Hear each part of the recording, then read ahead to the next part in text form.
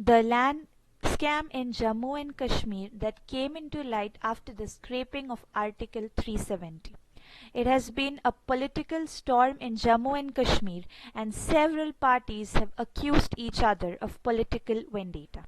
Now, what exactly was the ROSHNI Act? The Jammu and Kashmir State Land Vesting Ownership to the Occupants Act, which was commonly known as the ROSHNI Act. According to this act, if a person had earlier illegal access to a piece of land in Jammu and Kashmir, could approach the authorities, pay a fee, and become rightful owner of the land. It was enacted by Farooq Abdullah and later supported by Mehbooba Mufti and then by Ghulam Nabi Azad.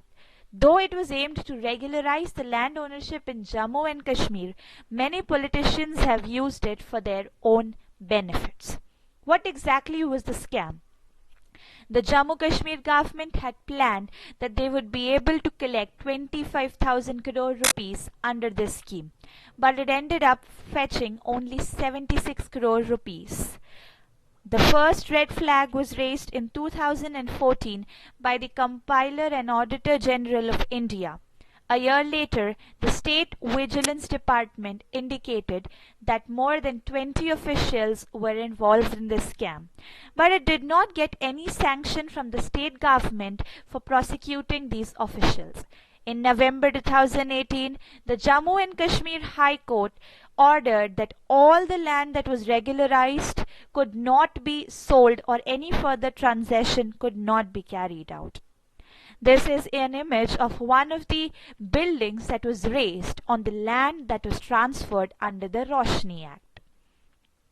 We can here see that about 13,732 karnals of land in various districts and 15,851 in all was given.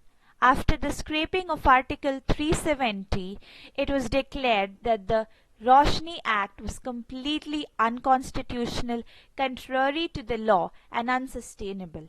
The court ordered a CBI investigation into this land scam. It directed the government to reclaim the land that was distributed under this act. The key accused in this include several big leaders from various political parties, including Farooq and Omar Abdullah. Both are National Conference leaders and former chief ministers. The popular opinion in Jammu and Kashmir is that the land allocations favored political elites and powerful officials.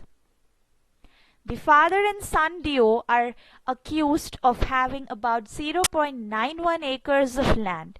It is also claimed that two major party offices are built on the land that was allocated under this act. However, these people were quick to react, and they said that the revelations were just before the DDC elections in Jammu and Kashmir, thus alleging opposition leaders of carrying out political vendetta. The act was used for illegal control over the land by several ex-chief ministers and political parties, taking advantage of the special status of Jammu and Kashmir under Article 370. They had aimed to generate a revenue worth 75,000 crores, however only managed to collect 75 crores, exposing the foul play in the allocation of land under this scheme. The scheme was aimed at helping the poor people who could lay claims over their lands which they had occupied for years. However, it ended up in the hands of the powerful politicians.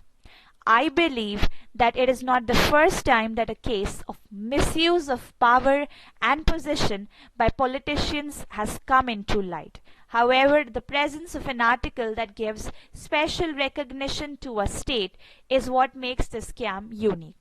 Also, it is considered as the largest scam.